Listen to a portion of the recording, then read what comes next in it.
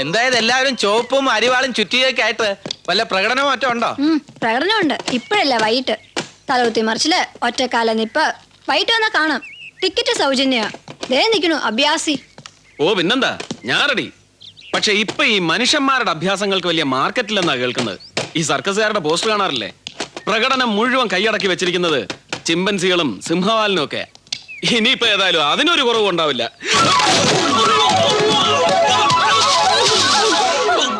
Sorry കേട്ടോ. പെണ്ണുങ്ങളുടെ മേലെയാണ് വീഴുന്നത്. അതിനല്ലേ സോറി പറഞ്ഞത്? സോറി. Soap brush. എടുത്തി സിനിമയിലൊക്കെ നായകൻ നായകൻ പ്രേമിച്ചു തുടങ്ങുന്നതേ ഇങ്ങനെ മേലെ വീണിട്ടാ. ഏടത്തേക്ക് പേരുടെ വല്ല പ്രേമം തോന്നി തുടങ്ങി. പോടി അവളുടെ ഒരു തമ്പുരാട്ടി. ഇനി ഇത് നന്നാക്കാൻ ആശാരിനെ വിളിക്കുന്ന നല്ലത്.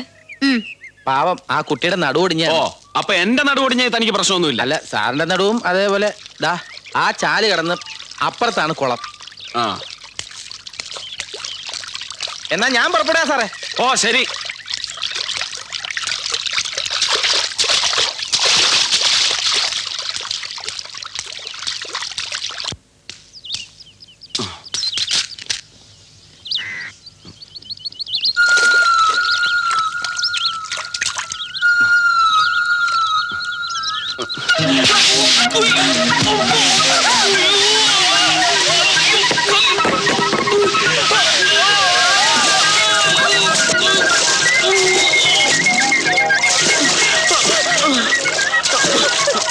അയ്യേ, എന്താ ഇത്?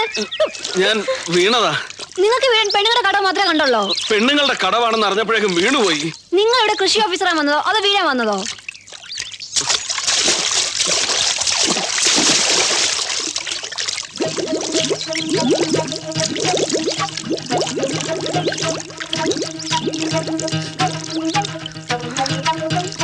അയ്യോ, ചത്തുപോയോ?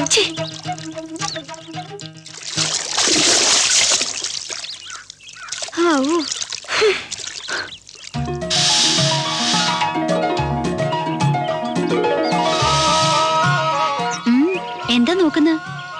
എന്റെ മേലെ അയാൾ വന്ന് വീണതിനെ ഞാൻ എന്ത് ചെയ്യാനാ? അപ്പൊ ആ ഗിരിജയുടെ ഒരു ചോദ്യം കേട്ടില്ലേ, പ്രേമം തോന്നുന്നുണ്ടോന്ന്? പിന്നെ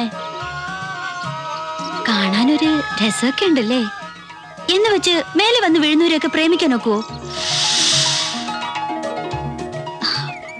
എനിക്കങ്ങനെയൊന്നുമില്ല കേട്ടോ. നീ പൊയ്ക്കോ.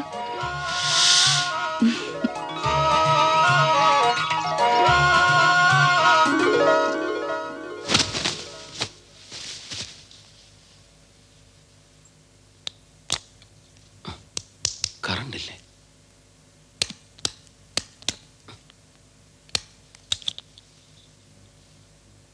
ഓ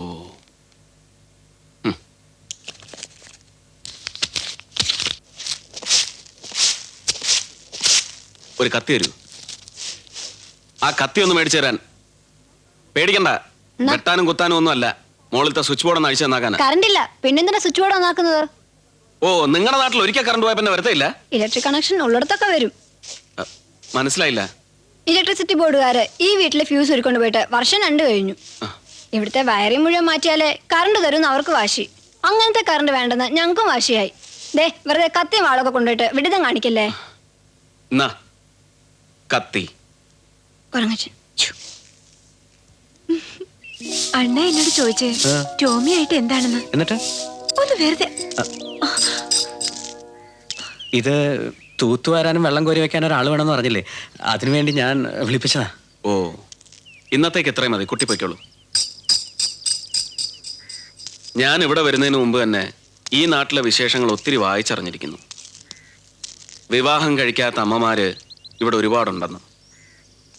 ഓഫീസിലെ തൂപ്പ് ജോലി കൂടി കൊടുത്തപ്പോ ടോമിയുടെ മോഹം കുറച്ചുകൂടെ എളുപ്പമായി. അയ്യോ, സാറിന് തെറ്റിദ്ധരിച്ചിരിക്കുക. താളുവിനെ ഞാൻ നശിപ്പിക്കില്ല. കല്യാണം കഴിക്കും. ആദ്യം എൻ്റെ അമ്മയും പെങ്ങളെയും കണ്ടുപിടിക്കണം, അത് കഴിഞ്ഞിട്ട് കല്യാണം. സാറിന് എന്നെ വിശ്വസിക്കാം. എൻ്റെ കഴുത്തിന് ജീവനുണ്ടെങ്കിൽ ഞാൻ താളുവിനെ കെട്ടും. എങ്കിൽ ചെറുവണ്ണൂർ കൃഷിഭവനിലെ പാർട്ട് ടൈം സ്വീപ്പറുടെ ജോലി ടോമിയുടെ താളുവിന് ഉറപ്പിച്ചിരിക്കുന്നു. കേസ് അന്വേഷിക്കാൻ വന്ന ഞാൻ ഇവിടെ സ്ഥിരതാമസമാക്കിയെന്ന് SI അറിഞ്ഞു എന്ന് പറയുന്നത് കേട്ടു. സ്നേഹമുള്ള ഭർത്താക്കന്മാർ അങ്ങനെയാണെന്ന് ആ SIയോട് പറഞ്ഞേക്ക്. ഞാൻ സ്റ്റേഷനിൽ പോയിട്ട് വന്നിട്ട് കിഷോറെ, നിന്നോട് ഞാൻ പറഞ്ഞിട്ടുണ്ട് ഡാഡിനെ വിളിക്കാവൂന്ന്. പറഞ്ഞ അനുസരിക്കില്ലല്ലേ? അതെങ്ങനാ നിങ്ങളുടെ അതേ സ്വഭാവം അവനും കിട്ടിയിരിക്കുന്നത്. സോപ്പ്, ചീർപ്പ്, കണ്ണാടി, കരിവള, തരിവള, കുപ്പിവള, വളകൾ, മാലകൾ, സോപ്പ്, ചീർപ്പ്, ആ മധുര 17ന്റെ മണിമുറ്റത്ത് പടച്ച തമ്പുരാന്, മനുഷ്യന്മാരെ ഹാല് ഇത്രേ ഉള്ളൂ. അല്ല ഓമനെ, നീ പറഞ്ഞ മറ്റേ കരിമണിമാലുണ്ട്, വേണോ? തന്റെ മണി ഇങ്ങനെയൊന്നും വേണ്ട, പോടാ അവിടുന്ന്. വലിയ ദേഷ്യക്കാരനാ. ഇപ്പൊ പോയിക്കോ, ഞാൻ പിന്നെ അല്ല വായിക്കാം. ഓമനെ, ഈ ഹോട്ടലിനൊക്കെ എന്തെങ്കിലും തിന്നാലേ പൈസ അല്ലെങ്കിൽ വിറക് കിറിക്കുക, വെള്ളം കോരിക്കലൊക്കെ ഉണ്ട്. ഇത് അതുപോലത്തെ അഡ്ജസ്റ്റ്മെന്റ് ആണോ? ഇത് അതൊന്നുമല്ല, എന്റെ ഹസ്ബൻഡാ. എന്ത് വേണ്ട? ഏ? വളകൾ, മാലകൾ, സോപ്പ്, ചീർത്ത്, കണ്ണാടി. മൂർച്ചയുമില്ല.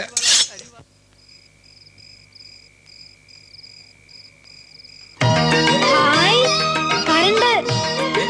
രാധേടത്തി, കറണ്ട് വന്നു. ഉത്തരത്തി നോക്കിക്കേ, നമുക്ക് കറണ്ട് വന്നു. നമുക്ക് കറണ്ട് വന്ന്.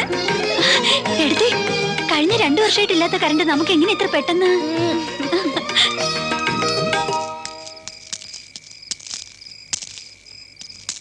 വല്യമ്മ നല്ല ആളാ. ഞങ്ങളോട് ആരോടും പറയാതെ ഇലക്ട്രിസിറ്റി ബോർഡിൽ പോയി പണം കിട്ടി ഇല്ലേ? ഞാനല്ല, ശിവൻകുട്ടി സാറാ പണം കെട്ടിയത്. കെട്ടിക്കഴിഞ്ഞിട്ടാ ഞാൻ അറിഞ്ഞത് തന്നെ. ഈ ബാധ്യതകളെല്ലാം കൂടി. പിന്നെ റീവയറിങ്ങിന്റെ പ്രശ്നം കൊണ്ട് മാത്രമല്ല ഫ്യൂസ് ഊരിയത്. 2000 രൂപ കുടിശ്ശിക അടയ്ക്കാനുണ്ട്. അത് 4 വട്ടമായിട്ട് അടയ്ക്കണം. 2 ഗഡു ഞാൻ അടച്ചു.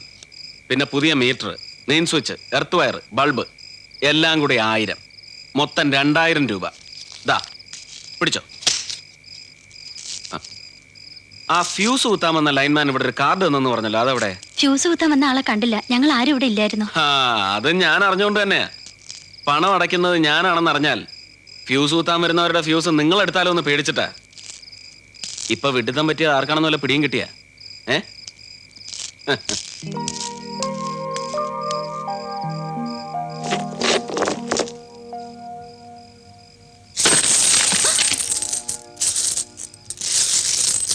$2000 ബില്ലടച്ചിന്റെ ഒരു ഗമ. അയാളുടെ സൗജന്യം നമുക്ക് വേണ്ട. ഈ ചില്ലറ കാശ് കൊണ്ട് എന്താകാനടി? ഇപ്പൊ ഉള്ളത് കൊടുക്കാം. ഒരു 10-55 രൂപയെങ്കിലും കാണും. എണ്ണി നോക്കട്ടെ.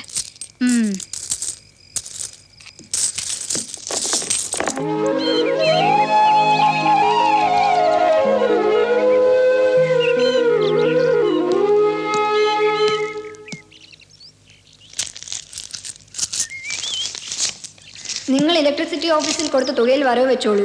ഇത് 90 രൂപ 75 പൈസയുണ്ട്. ബാക്കി ഗഡുക്കളായിട്ട് തന്നുകൊള്ളാം. നിങ്ങളുടെ സൗജന്യം വേണ്ട.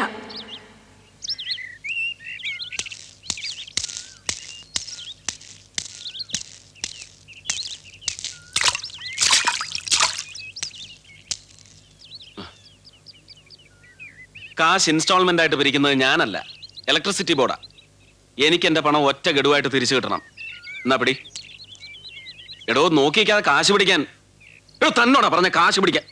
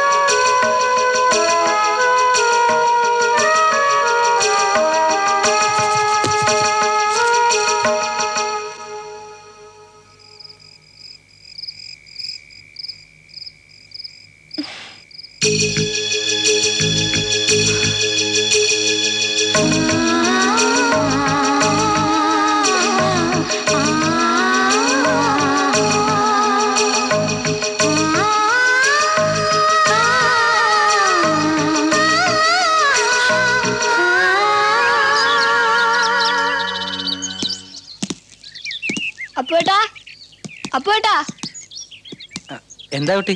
മോളിലുള്ള ആളുടെ കയ്യിൽ നിന്ന് ആ കുങ്കുമ വീക്കിൽ എന്ന് വാങ്ങിത്തരുമോ? അത്രേ ഉള്ളോ?